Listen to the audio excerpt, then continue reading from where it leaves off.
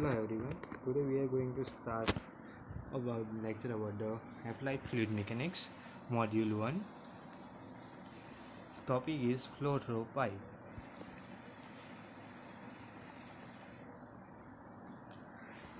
In this topic we are studying the introduction of flow through pipe, main equation continuity equation, second energy equation, momentum equation, fourth point characteristic of flow through pipe, fifth loss of energy in pipe, hydraulic grade line and total energy line, pipe in series and pipe in parallel. So first of all, introduction. What is the difference between flow in pipe and flow in channel? The flow in pipe may be either laminar or turbulent. Same as in the channel flow, the flow is sometimes laminar, turbulent or transient flow. In the pipe flow, how we can decide the flow is laminar or turbulent? First of all, we have to find the Reynolds number for the flow of fluid. If the Reynolds number Rn is less than 2000, then it is the laminar flow. In the other word, the laminar flow where the fluid moves slowly in layer in pipe without much mixing among the layer.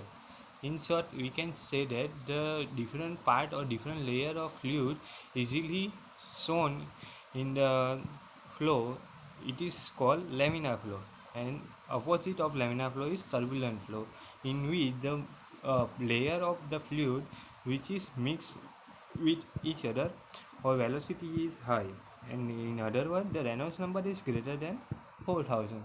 First of all, we have to understand what is the Reynolds number.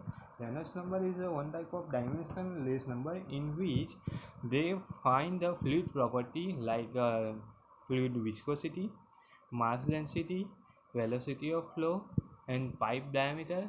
From that we can find the Reynolds number. Reynolds number equation Rn is equal to rho Vd by mu, where rho is the mass density, V is the velocity, D is the diameter and mu is the viscosity of fluid. If the Reynolds number is less than 2000, it is called laminar flow, and if Reynolds number is greater than 4000, it is turbulent flow. It is only for pipe flow. Okay. In case of channel flow, in channel flow, same procedure, we can find the laminar and turbulent flow by Reynolds number, but the criteria change. For the flow in the channel, the Reynolds number is less than 500, and for the turbulent flow, Reynolds number is greater than 2000. This is the difference between the flow in pipe and flow in channel. So it is the basic difference. Here you can see the difference between a laminar flow and turbulent flow. Easily shown that laminar flow is straight and velocity is constant, but in turbulent flow the velocity is higher, different, and the each layer of water is particular mix. It is the second image. You easily seen that the laminar flow, each layer straight and velocity in each layer same. In turbulent flow, the each layer mix with each other and velocity higher. Continuity equation. This is the most important equation in the fluid mechanism. If we have studying any flow in pipe, channel or any other system, the continuity equation is very useful. In continuity equation, this equation based on the principle of conservation of mass is called continuity equation. For the flowing flow through the pipe, the quantity of fluid passing per second, again the flowing fluid through the pipe, the quantity of fluid passing per second is constant at all sections. This is known as the continuity equation. What is the quantity of fluid? Quantity of fluid, we can say that the volume of fluid passing per second means the total discharge passing through the any section is constant at all the section. Let's see in the figure. It is a one type of a pipe flow.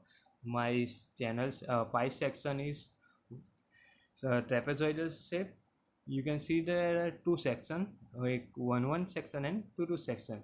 The rate of flow in different language we can say the velocity of flow, discharge. The rate of flow at section 1 is mass density into A1 V1, where rho 1 is the mass density, A1 is the area at the section 1, V1 is the velocity at section 1.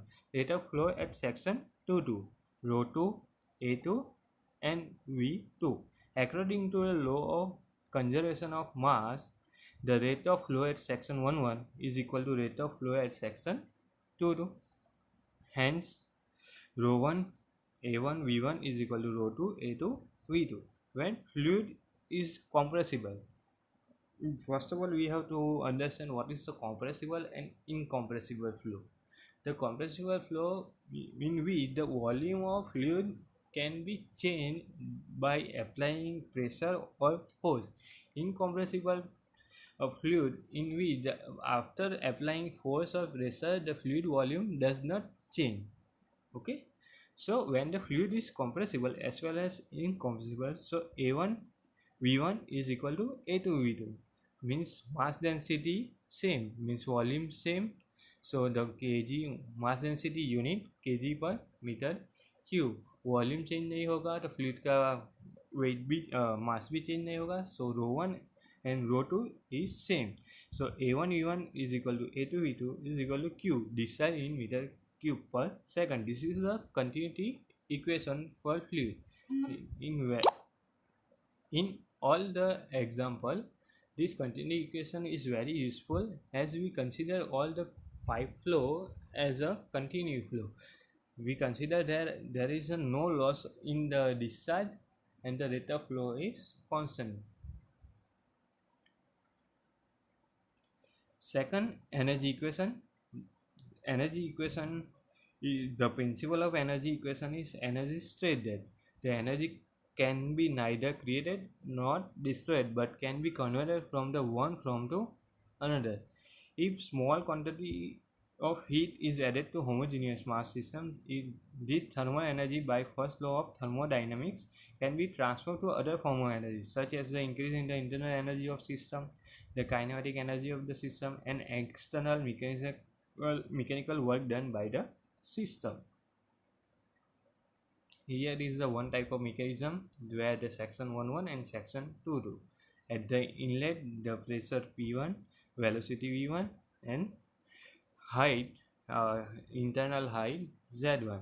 At the section 2 pressure P2, velocity V2 and the height from the datum is Z2.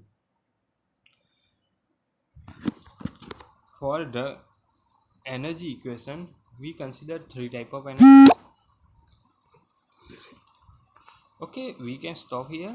From the next lecture, we start from this topic, energy equation, Bernoulli equation. Okay, thank you.